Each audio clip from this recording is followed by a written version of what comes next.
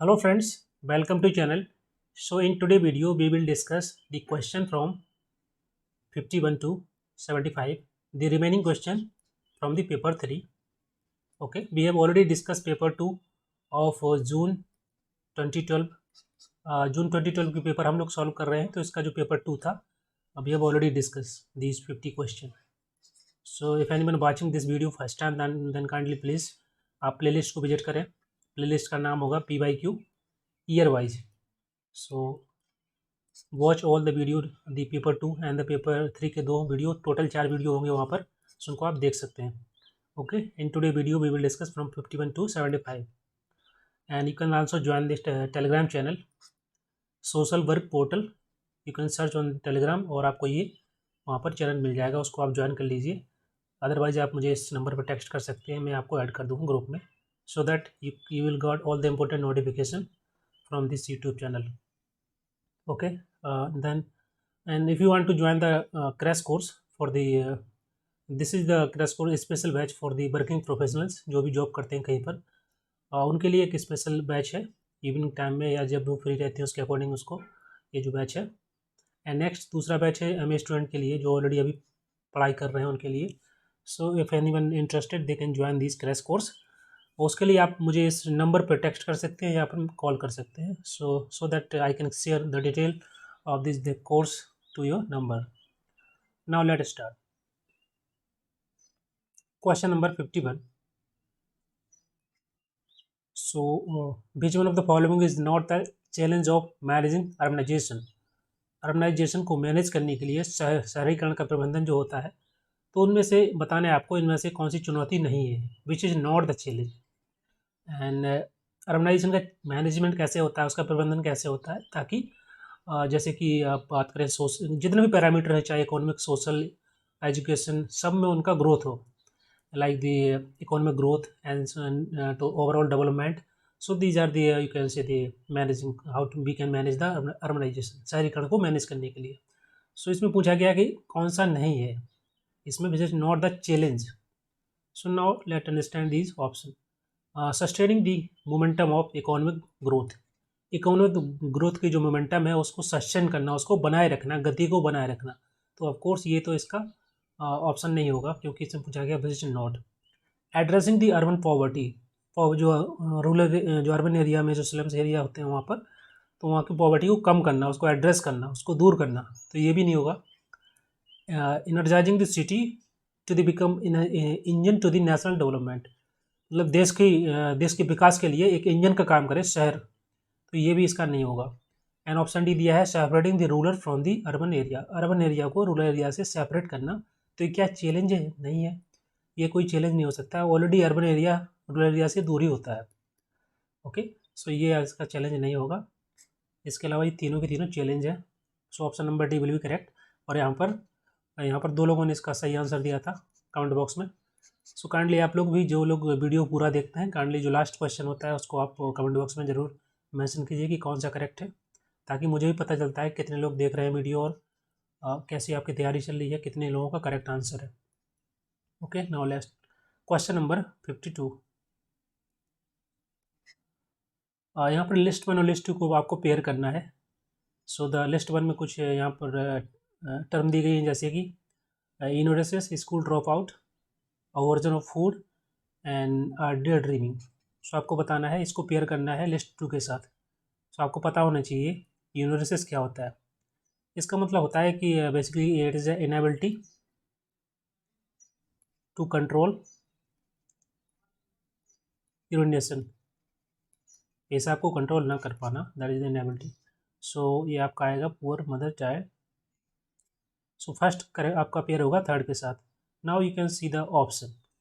आप एक पेयर करने के बाद ऑप्शन ज़रूर देखें, ताकि आपको हो सकता है आपका पहले ही को पेयर करने के बाद आपका आंसर निकल आए. So now you can see ये pair with the third only in the first option. So now you can eliminate the remaining option. First will be correct. आप सबको मैच कर लीजिए, सबको देख लेना किसका क्या है. Question number 53. यहाँ पर भी यही क्वेश्चन है, आपको पेयर करना है लिस्ट 1 को लिस्ट 2 के साथ. Home visit, face sheet, process record, evaluative summary. And यहाँ पर दिया गया है लिस्ट 2 में tool of learning and teaching. evaluation, holistic assessment and the intake. Now अब यहाँ पर देखा होगा कि यहाँ पर दो चीज़ें कॉमन है, ये इवेल्युएशन, यहाँ पर evaluative summary.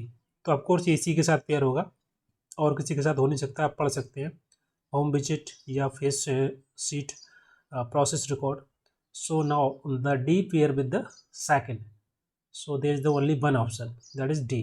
Now you can mark this option. So आप ऐसे भी मार्क कर सकते हैं, किसी एक को देख करके आप चारों को पढ़ लीजिए दोनों लिस्ट में, उसके बाद आप थोड़ा सा समझिए दोनों को तो कौन किससे पेयर कर सकता है, और उसके आप ऑप्शन को देख लीजिए कि हो सकता है कि केवल एक ही ऑप्शन में दिया हो, देन आपका जो टाइम है वो सेव हो जाएगा। इसी प्रकार से कर सकते हैं आप। नाउ द नेक्स्ट, इसके अलावा आप और भी ऑप्शन देख सकते हैं, जैसे कि जो होम विजिट का मतलब क्या होता है, एक होलिस्टिक असेसमेंट, जो पेशेंट है, जो क्लाइंट है, उसका एक सोशल वर्कर के, जो मेडिकल सोशल वर्कर होते हैं उनके द्वारा असेसमेंट किया जाता है at we can say the holistic assessment, उनकी फैमिली को, उनके आसपास का एनवायरनमेंट का पूरा असेसमेंट, उसको होम विजिट बोलते हैं। And the face seat you can say the intake मतलब होता है कि जो पेशेंट है, जो क्लाइंट है, उसको एडमिट करना, एडमिशन करना उसका, उसके बारे में डिटेल में जानना, उसको समझना। प्रोसेस रिकॉर्ड मीन्स क्या है? प्रोसेस रिकॉर्ड मीन्स बेसिकली ये टूल होते हैं लर्निंग टीचिंग के। सो ये आपका इससे पेयर हो जाएगा, ऑप्शन नंबर डी करेक्ट हो जाएगा। क्वेश्चन नंबर 54, इसको भी आपको पेयर करना है। बहुत सारे क्वेश्चन आते हैं मैच द फॉलोइंग के, सो आपको ऐसे क्वेश्चन को बहुत प्रैक्टिस करना है ताकि आपके क्वेश्चन गलत ना हो। इसमें दो चीज़ें याद रखनी होती हैं आपको। पहला, आपको दोनों लिस्ट को पढ़ लेना है अच्छे से कि बेसिकली दिया क्या गया है, एंड देन आपको कोड को पढ़ना है, जो ऑप्शन दिए गए हैं उनको पढ़ लेना है। हो सकता है आपको केवल एक के बारे में पता हो और आप उसका जो राइट आंसर मार्क कर सकते हैं। सो आपको उससे टाइम सेव हो जाएगा, और वो जो टाइम है आप और किसी क्वेश्चन में लगा सकते हैं जहाँ पर आपको कोई डाउट है। Payroll, ticketless travel, security bill, securing bill and vocational training. List second में दिया है dependence on the code, rehabilitation, attending a family function, petty offense, institutional service. So petty offense का मतलब होता है छोटा मोटा कोई ऑफेंस क्राइम कर देना। सो यहाँ पे देख लीजिए इनमें से कौन सा छोटा क्राइम है। Payroll, ticketless travel, securing bill and vocational training, तो ये तो कोई क्राइम है नहीं। Payroll, securing bill. अब ये जो टिकटलेस ट्रैवल क्या है, ये छोटा मोटा ऑफेंस होता है, ये कोई बहुत बड़ा क्राइम नहीं है। सो इसको आप इसके साथ पेयर कर सकते हैं। So B pair with the 4। Now you can see the option B with the pair only the only first option is correct. Okay, the remaining will be eliminated. So now you can mark the right answer in this way. Now payroll क्या? Payroll का मतलब होता है कि जैसे कि ऐसे criminal जिन लोगों को पेरोल दी जाती है, मतलब होता है कि वो जैसे कि फैमिली में कोई प्रॉब्लम हो गई, या कोई किसी को डिजीज़ है, या किसी की डेथ हो गया है, या फैमिली फंक्शन है, शादी है, तो उनको छोड़ दिया जाता है ताकि वो फैमिली फंक्शन अटेंड कर सकते हैं। They can attend the family function. So this called is payroll. इसके बारे में मैंने आपको डिटेल में बताया था, जो थ्योरी वाला वीडियो उसमें, उसको आप देख सकते हैं। सो ऑप्शन नंबर 1 करेक्ट हो जाएगा। Okay, now next question number 55। What is the name of the market-driven device under the UNFC that allowed developing country to get funds incentives from the developed country to adopt better technology that reduce greenhouse gas emission? यहाँ पर हिंदी में दिया गया, पढ़ लीजिए। इसमें ये बताया गया है, पूछा गया है कि आप उस डिवाइस का नाम बताइए, मार्केट ड्रिवन डिवाइस का, जिसके माध्यम से जो डेवलपिंग कंट्री है, जैसे कि इंडिया है, बांग्लादेश है, पाकिस्तान है, इनको जैसे जो डेवलप्ड कंट्री है, यूएसए है, जापान, इनके द्वारा मदद की जाती है, इंसेंटिव दिए जाते हैं in the form of the technology और पैसे और जैसे भी करके, ताकि वो जो अच्छी टेक्नोलॉजी है उसको अडॉप्ट कर पाएँ ग्रीन हाउस गैसेस एमिशन को कम करने के लिए। ग्रीन हाउस गैसेस एमिशन क्या होता है? ग्रीन हाउस गैस का पता होगा, आपने पढ़ा होगा पेपर वन में भी, जैसे कि इंक्लूडिंग द CO2, CH4, ये सभी जो कि वो एमिशन होता है इनका, इससे सो उनको कम करने के लिए बेटर टेक्नोलॉजी वो अडॉप्ट कर पाएँ, इसलिए जो डेवलप्ड कंट्री हैं they will support in the form of the fund और some kind of the incentive to the developing country like India और ये सभी जो कंट्री है। तो उसको क्या बोलते हैं? उसका नाम क्या है device? Marketing driven device. Carbon footprint, carbon credit rating, clean development mission and emission reduction norms. तो इसका राइट आंसर होगा option number C. Carbon footprint क्या होता है? जैसे कि CO2, CH4 जो भी गैस निकलती है, जो एमिशन होता है किसी एक्शन के द्वारा, जैसे हम लोगों के एक्शन के द्वारा पोल्यूशन होता है, तो वो क्या है, इसी के अंदर आ गया कार्बन फुटप्रिंट में। एंड कार्बन क्रेडिट रेटिंग, तो ये उसके UNFC के द्वारा दी जाती है, तो ये इसका नहीं होगा। बट जो डिवाइस है, बोल सकते हैं जो मैकेनिज्म है जिसके माध्यम से ये जो डेवलपमेंट कंट्री है जो फंड और इंसेंटिव प्राप्त करती है डेवलप्ड कंट्री से, that is called as clean development mechanism. Question number 56, mental health team approach is essential for the effective therapeutic process in. यहाँ पर 4 ऑप्शन दिए हैं।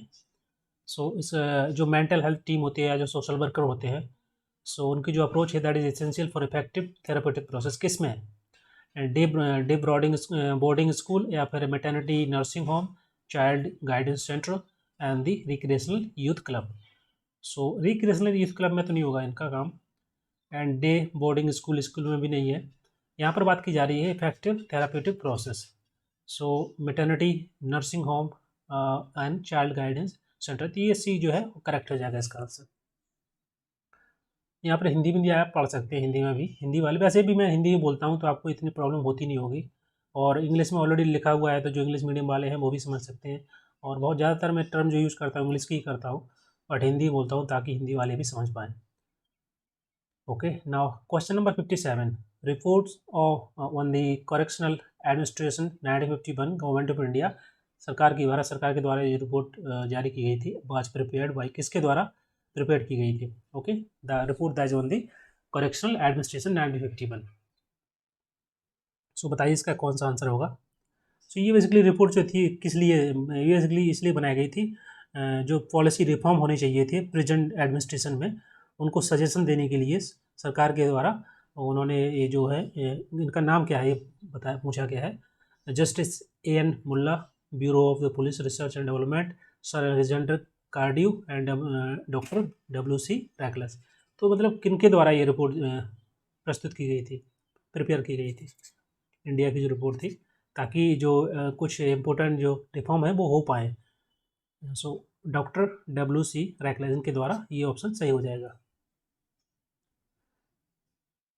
Question number 59, social work intervention with elderly does not include. आपको बताना है कि social work जो intervention होता है, एल्डरली मतलब होता है कि जो बुजुर्ग लोग हैं, जो बूढ़े लोग हैं उनके साथ, तो आपको बताना है कौन सा उसमें इंक्लूड नहीं होगा।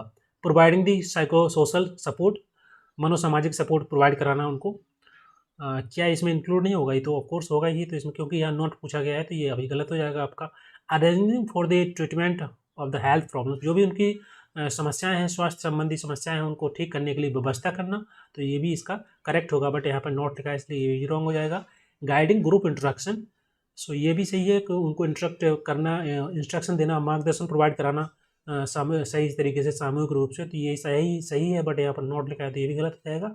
And distribution of the clothes and the sweets, अब स्वीट्स क्लॉथ्स ये सब चीज़ें थोड़ी दी जाती हैं सोशल वर्कर के द्वारा। ओके, सो ये आपका सही हो जाएगा बिकॉज यहाँ पूछा गया which is not include. Question number 60, match the following question है, you have to pair the list 1 with the list 2। So like यहाँ पर कुछ इंपॉर्टेंट टर्म दी गई हैं, then you have to pair with these term, like adjusting the marriage partner. So in which ये किस उम्र में ऐसा होता है? Young adulthood, mental deficiency, middle year और late adulthood. So which option will be correct है? यहाँ पर पढ़ लीजिए पूरा। Maintaining the stable job, genetic disorder, inconsistent career achievement. So आपको यहाँ पेयर करना है, एक बार पढ़िए और बताइए कि इसका आंसर क्या है। कोड भी यहाँ पर गिवन है। So now let understand this. Adjusting to the marriage partner, मतलब जो मैरिज पार्टनर है आपका हस्बैंड वाइफ, जिसके साथ उसके साथ एडजस्ट करके लाइफ को व्यतीत करना, जीना, वो किस उम्र में होता है? दैट इज इन दी, मतलब जो चाइल्डहुड होता है उसके बाद जब शादी हो जाती है तो that is the late adulthood. So the first pair with the 4। And maintaining the stable job, so ये किस उम्र में होता है? That is in the middle age. And the genetic disorder, ये कैसे ये जैसे यहाँ पर कौन सा दिया गया है? अब डिसऑर्डर तो केवल इसमें एक ही है ना, यही वाला, और तो कोई डिसऑर्डर है नहीं, ये तो उम्र का वो पड़ाव है डिफरेंट। सो मेंटल डेफिशिएंसी क्या है? ये जेनेटिक भी हो सकता है। सो ये आपका पेयर हो जाएगा सेकंड से। And consistence career achievement, that is in the young adulthood.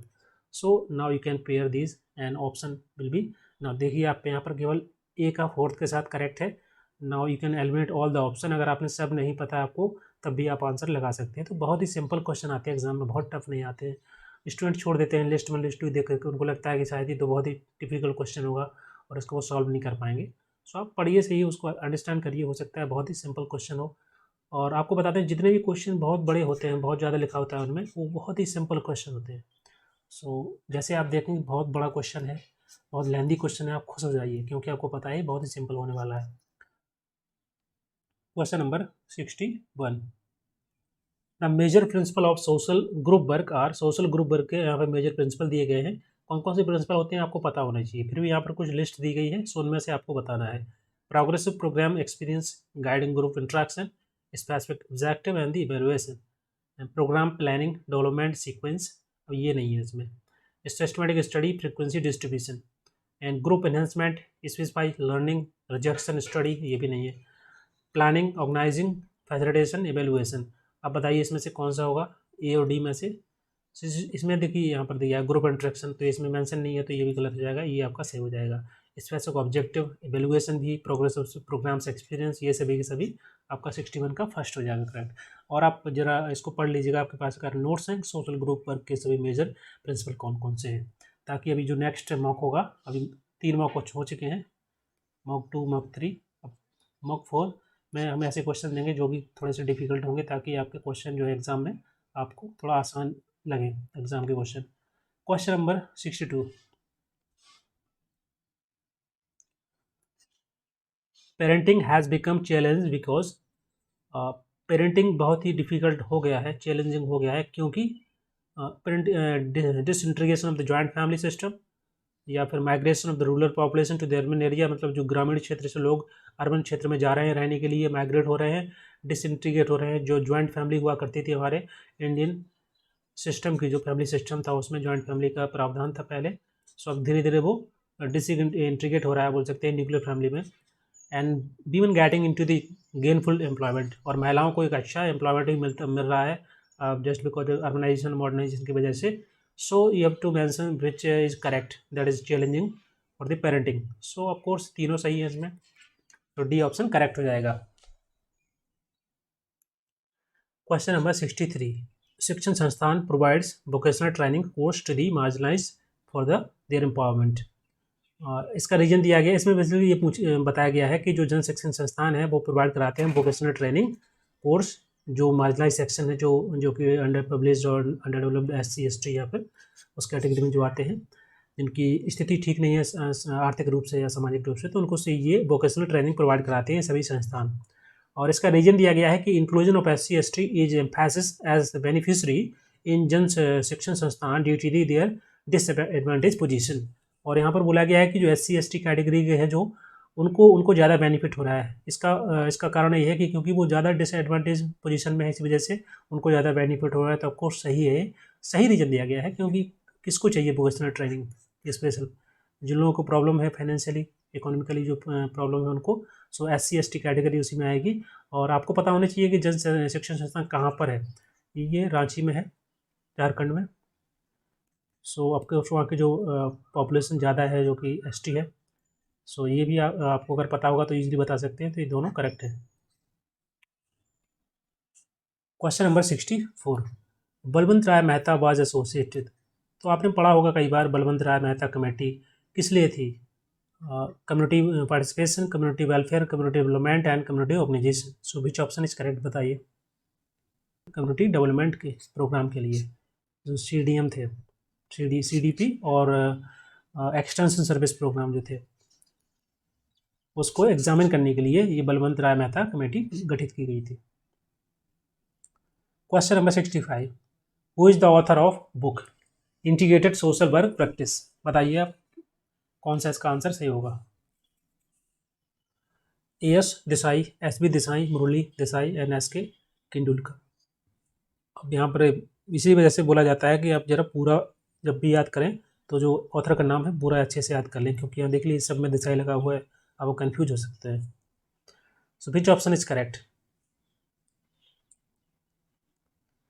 SB Desai is the correct answer. और इनके द्वारा ये जो बुक है लिखी गई थी, integrated social work practice. Question number 66।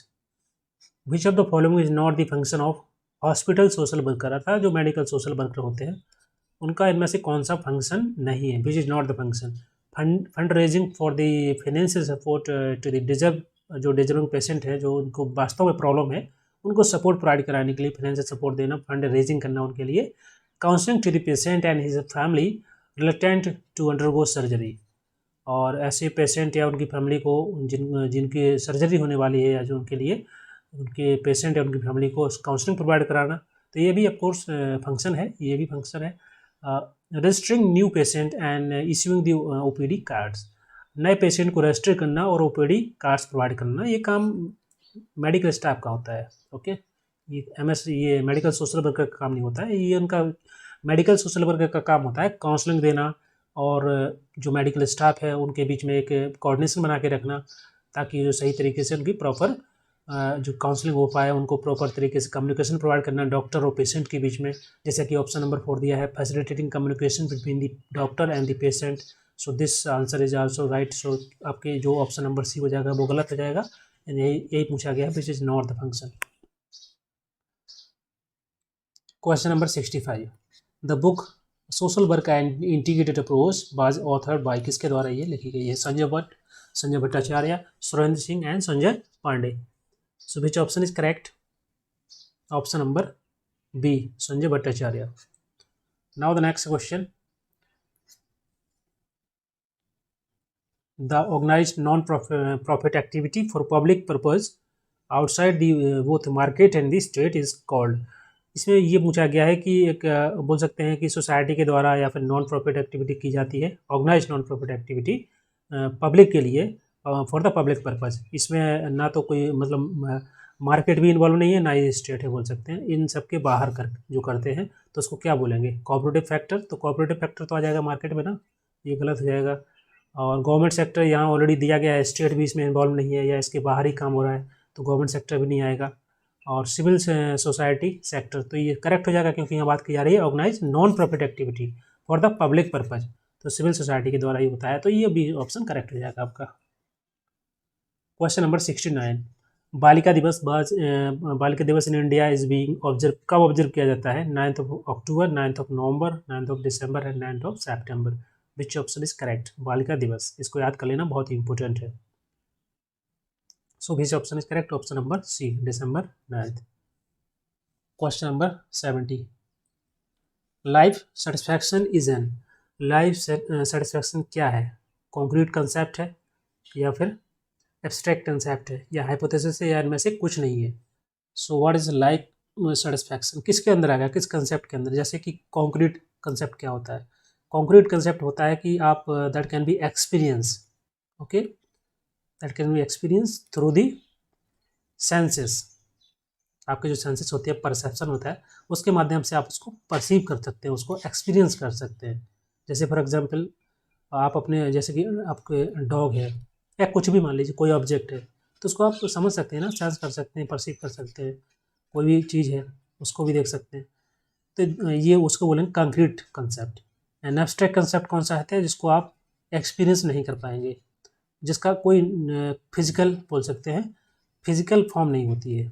Okay, so you can't experience the, for example ability to think, आप सोच रहे हैं तो उसको आप कैसे एक्सपीरियंस करेंगे? आप वो, क्योंकि उसका कोई फिजिकल फॉर्म नहीं है ना, या आप अंडरस्टैंड कर रहे हैं या कम्युनिकेट कर रहे हैं, तो कम्युनिकेट को आप देख नहीं सकते ना, फिजिकल फॉर्म नहीं है उसका। So that is called as abstract concept. And hypothesis तो आपको पता ही होगा कि एक ऐसी थ्योरी जो कि अभी तक प्रूव नहीं हुई, that is called tentative theory. So life satisfaction, अब सेटिस्फैक्शन को आप देख पाएंगे क्या? It doesn't have the physical और बॉडी, फिजिकल फॉर्म नहीं इसकी, ये क्या है? इसको आप एक्सपीरियंस कर पाएंगे through the senses, okay, by the, sorry, you can't experience. So ये आपका होगा एब्स्ट्रैक्ट कॉन्सेप्ट, क्योंकि इसका कोई फिजिकल फॉर्म नहीं है। और कॉन्क्रीट में क्या होता है? उसका फिजिकल फॉर्म होता है, जैसे कि डॉग है, कोई सामान है, कोई चीज़ है, उसको आप देख पा रहे हैं, पेन, कॉपी, कलम। सो ऑप्शन बी करेक्ट हो जाएगा, क्योंकि इसमें कोई फिजिकल फॉर्म नहीं होता। अब यहाँ पर पैसेज है, पैसेज को पढ़िए और बताइए कि इसमें 5 क्वेश्चन जो है कौन कौन से करेक्ट है। और इसका पढ़ने का तरीका यही होता है कि पहले पैसेज मत पढ़िए, पहले क्वेश्चन पढ़िए। ओके, यहाँ पर इंग्लिश में दिया है, आप देख लीजिए एक बार ताकि आप इसको पढ़ पाएँ। ओके, नाउ नेक्स्ट, इसको यहाँ से पूरा पढ़ लेना। अब यहाँ से हिंदी वालों के लिए है, आप इसको देख लीजिए और पॉज करके पढ़ लेना। ओके, नाउ द क्वेश्चन देख लेते हैं। सो पढ़ने से पहले आपको क्वेश्चन देखना है कि क्वेश्चन बेसिकली किसके बारे में पूछा जा रहा है, क्या टॉपिक है, उससे आपको आइडिया लग जाएगा कि क्वेश्चन किस टाइप के हैं। और हो सकता है कि आपको पढ़ने की ज़रूरत ही ना पड़े पैसेज, आप इजीली क्वेश्चन सॉल्व कर पाएंगे, क्योंकि सोशल वर्क में जो पैसेज आते हैं वो रिलेटेड होते हैं सोसाइटी को लेकर के, ओके, इस प्रकार के सोशल वर्क को लेकर के। सो ऐसे ऐसे जो टॉपिक होते हैं उनको बारे में आपको पता ही होता है, बहुत ही जनरल टर्म्स यूज़ की जाती हैं, उनको ऐसे क्वेश्चन पूछे जाते हैं कि आप इजीली बता सकते हैं बिना कुछ पढ़े, जब तक कि फैक्चुअल इन्फॉर्मेशन ना पूछी जाए। जैसे कि कहीं पर अगर क्वांटिटी अगर पूछ ली जाती है तो तब आपको पढ़ना पड़ता है कि कितने प्रतिशत या इस प्रकार के जो क्वेश्चन होते हैं, परसेंटेज आ गया या फिर उसमें जो सेंसस के जो डेटा आ गया तो उसको पढ़ना पड़ता है। बट ऐसे क्वेश्चन जो कि नॉर्मल रहते हैं आप पढ़ के बता सकते हैं, जैसे कि इसको पढ़ लीजिए, depletion of natural resources have adversely impacted dependent community in terms of, कि अब यार यहाँ पर पूछा गया है कि जो नेचुरल रिसोर्सेस हैं उनका जो डिप्लीशन हो रहा है जिस प्रकार से, तो उसका जो एडवर्सली इफेक्ट होता है, ऑफकोर्स होता है समुदाय पर, जो कम्युनिटी होती है उस पर उसका प्रतिकूल प्रभाव पड़ता है। So impacted dependent community in terms, किस प्रकार से प्रभाव पड़ता है, क्या क्या चीज़ों पर प्रभाव पड़ता है, लाइवलीहुड पर ऑफकोर्स पड़ता है, न्यूट्रिशन फूड पर, हेल्थ पर, सब पे पड़ता है। तो ऑप्शन डी करेक्ट हो जाएगा। अब आपने नहीं पढ़ा है ना, पैसेज नहीं पढ़ा फिर भी आपने आंसर लगा दिया, तो ये तरीका होता है पैसेज को सॉल्व करने का। आप पैसेज मत पढ़िए, पहले क्वेश्चन देखिए, और ऐसे क्वेश्चन ईजिली हो जाते हैं। सेकंड क्वेश्चन देख लीजिए 72, the symbiotic relation between the natural resources base and the local community can't be restore through. यहाँ पर पूछा गया है कि जो सिम्बायोटिक रिलेशन होता है natural resource base and the local community के बीच में, जैसे कि देखिए सिम्बायोटिक क्या होता है, सिम्बायोटिक रिलेशन मतलब होता है कि दो स्पीसीज के बीच में रिलेशन, दो स्पीसीज कुछ भी हो सकती है, यहाँ पर दिया गया है natural resources body and local community. So can't be restore नहीं हो सकता है, क्यों, यहाँ पर दिया गया है participatory natural resources management strategy के माध्यम से, या फिर educating local people about the conservation, enforcing punitive measure और funding alternative source of livelihood. तो ये जो तीनों ऑप्शन दे ये है ये सही है, बट ये जो सी ऑप्शन है इन्फोर्सिंग प्यूनिटिव मेजर, प्यूनिटिव मतलब होता है कि दंड किसी को देना, फोर्सफुली काम कराना, फोर्सफुली करके मेजर जो स्टेप्स हैं इनको लेना, तो ये आपका गलत हो जाएगा, क्योंकि यहाँ पर पूछा गया है कि the symbiotic relation between the natural resources base and the local community can't be restore, मतलब जो है रिस्टोर नहीं किया जा सकता है, किसके माध्यम से, थ्रू इन्फोर्सिंग प्यूनिटिव मेजर, किसी को दंड दे करके किसी को फोर्सफुली आप नहीं करा सकते। सो ये आपका सी जो है करेक्ट हो जाएगा। अब देख लीजिए, आपने कोई भी क्वेश्चन, आपने पैसेज को नहीं पढ़ा है फिर भी आप क्वेश्चन सॉल्व कर पा रहे हैं, तो ऐसे क्वेश्चन आते हैं, बहुत ही सिंपल होते हैं, इनको पढ़ के देख सकते। 73, what role women do not play in the management of natural resources. Natural resources management में महिलाओं का जो रोल है दैट डू नॉट प्ले, कौन सा महिलाएं रोल प्ले नहीं करती हैं नेचुरल रिसोर्स के मैनेजमेंट में। एज कंज्यूमर होते हैं ऑफकोर्स, मेल फीमेल सभी होते हैं स्पीसीज, एंड प्रोटेक्ट भी करती हैं नेचुरल रिसोर्स को, and as a collector of the natural resource product, of course ये सही है, जो भी नेचुरल रिसोर्स प्रोडक्ट होते हैं उनको कलेक्ट करना, उनको इकट्ठा करना, अब हिंदी में कलेक्टर लग गया है, यहाँ पर इकट्ठा होगा, ओके। एंड डी या एज डिस्ट्रक्टर मतलब उसको ख़त्म करना, विनाश करना, तो क्या ये महिलाओं का रोल होता है उसको विनाश करना, नहीं है। आपने बहुत सारे मूवमेंट देखे होंगे, चले होंगे, जो पेड़ों को बचाने के लिए, चिपको मूवमेंट, यहाँ सभी में जो महिलाएं थी उन्होंने बढ़ करके आगे भागीदारी की उनको बचाने के लिए, डिस्ट्रक्टर नहीं होगा ना, सो डी आपका गलत हो जाएगा, मतलब यही आपका सही हो जाएगा। यहाँ पर नोट पूछा गया है, क्वेश्चन में आप पढ़िए, जहाँ पर नोट लिखा होता है उसको आप टिक कर लीजिए, क्योंकि कभी कभी क्वेश्चन आप पढ़ के आपको लगेगा कि ये पॉजिटिव क्वेश्चन है, आप उसी के अनुसार क्वेश्चन का आंसर लगा देंगे तो गलत हो जाएगा। नोट भी दिया जाता है कई क्वेश्चन में। Next question number 74, the livelihood problems of the poor can be reduce. जो गरीब लोग होते हैं उनकी, गरीब की जो आजीविका होती है उनको, उसकी समस्याओं को कम कैसे किया जा सकता है। यहाँ पर आपको चारों स्टेटमेंट दिए हैं। Ensuring equitable distribution of resources, जो भी रिसोर्सेज हैं संसाधन है उनका समान रूप से वितरण हो। Involvement in the protection of resources, और जो रिसोर्सेज हैं उनको प्रोटेक्ट करने में उनका भी योगदान होना चाहिए, भागीदारी होनी चाहिए, ताकि जो रिसोर्सेज हैं प्रोटेक्ट हो पाएँ। And offering them charity and donation और चैरिटी को ऑफर करके हम उनके जो लाइवलीहुड की प्रॉब्लम है क्या वो समाप्त हो जाएंगी। And integrating them in the market economy में उनको इन्वॉल्व करके, इंटीग्रेट करके, उनको जो बाजार अर्थव्यवस्था है उसमें उनको जोड़ करके, तो ये तीनों सही हो जाएंगे आपके। बट इसमें जो सी दिया है कि अगर हम उनको चैरिटी प्रोवाइड करते हैं या कुछ डोनेशन देते हैं तो क्या उसकी जो लाइवलीहुड की समस्याएं क्या खत्म हो जाएंगी? नहीं होंगी, कुछ दिन के लिए हो जाएंगी, 2 दिन के लिए, 4 दिन के लिए, 2 महीने के लिए, but not for life time. So for livelihood the poor people can be integrated in the market economy, and that can be also ensure the equitable distribution of resources, and also they should involve in the protection of the resources. So A, B and D correct है, C wrong है, यही आपका सही हो जाएगा. Okay, now the next question, question number 75.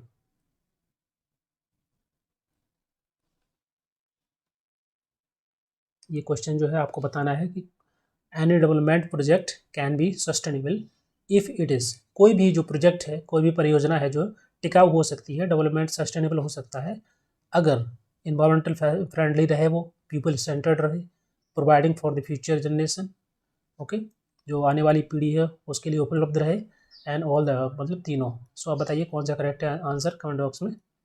Okay, सो ये थे आपके 75 क्वेश्चन पेपर 3 के. एंड पेपर 2 ऑलरेडी हम लोग डिस्कस कर चुके हैं, तो ये आपका जून 2012 का जो पेपर है यहाँ पर पूरा डिस्कस हो गया है. और मैंने कोशिश किया है कि सभी क्वेश्चन को डिस्कस करूँ.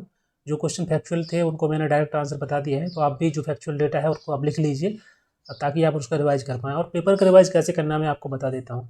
ऐसा नहीं है कि आप दोबारा जब क्वेश्चन सॉल्व करेंगे तो दोबारा ये 75 क्वेश्चन या 50 क्वेश्चन सॉल्व करेंगे, तो ऐसे तो बहुत क्वेश्चन हो जाएंगे, आप रिवीजन ही करते रहेंगे. ऐसे नहीं होता है. आप क्या करना है कि इसमें आपने क्वेश्चन देखे होंगे, पढ़े होंगे, आपको लग रहा है कि 75 क्वेश्चन में से आपके मान लीजिए 30 क्वेश्चन आपके रॉन्ग हो गए हैं, तो इन 30 पे आप टिक कर लीजिए. और आपके पास अगर पेपर नहीं है तो आप कॉपी में लिख लीजिए कि कौन सा क्वेश्चन नंबर 5, क्वेश्चन नंबर 7 या 9 जो भी क्वेश्चन गलत हुआ है, ऐसे लिस्ट बना लीजिए. लिस्ट बनाने के बाद आप इसका नीचे जो आंसर लिखेंगे उसके साथ ये भी लिख लीजिए कि क्यों गलत हुआ है, कि आपको इसके बारे में, क्वेश्चन के बारे में नहीं पता था, या पहली बार पढ़ रहे हैं क्वेश्चन, या जो आपका गलत हो गया है आपको आता था, तो आप रिमार्क करिए. उसमें रिमार्क दे के उसमें जैसे कि अब कोई फैक्चुअल क्वेश्चन है तो उसकी आप लिख लीजिए कि इसका क्या सोल्यूशन है. और इसको आप 3 दिन में, 4 दिन में, 5 दिन में पढ़ते रहिए इन तीनों 30 क्वेश्चन को. तो इसमें क्या होगा कि आप बाद में जब क्वेश्चन अटैम्प्ट करेंगे 30, तो इसमें से आपके 1 ही 2 क्वेश्चन गलत होंगे. और जब नेक्स्ट टाइम आप रिवाइज करेंगे तो 1-2 क्वेश्चन आपको रिवाइज करने पड़ेंगे. ऐसे आपका पूरा रिवीजन हो जाएगा सभी PYQ का. और PYQ आपको जरूर करना है क्योंकि PYQ से बहुत सारे क्वेश्चन आते हैं, थोड़ा बहुत चेंज रहता है, सभी PYQ ही होते हैं वो. ओके, सो इस वीडियो में इतना ही. Thank you very much. और अगर कोई पेड ग्रुप ज्वाइन करना चाहता है तो मैंने आपको बता दिया था, उस नंबर पर कॉल कर लीजिए. सो इस वीडियो में इतना ही. Thank you very much.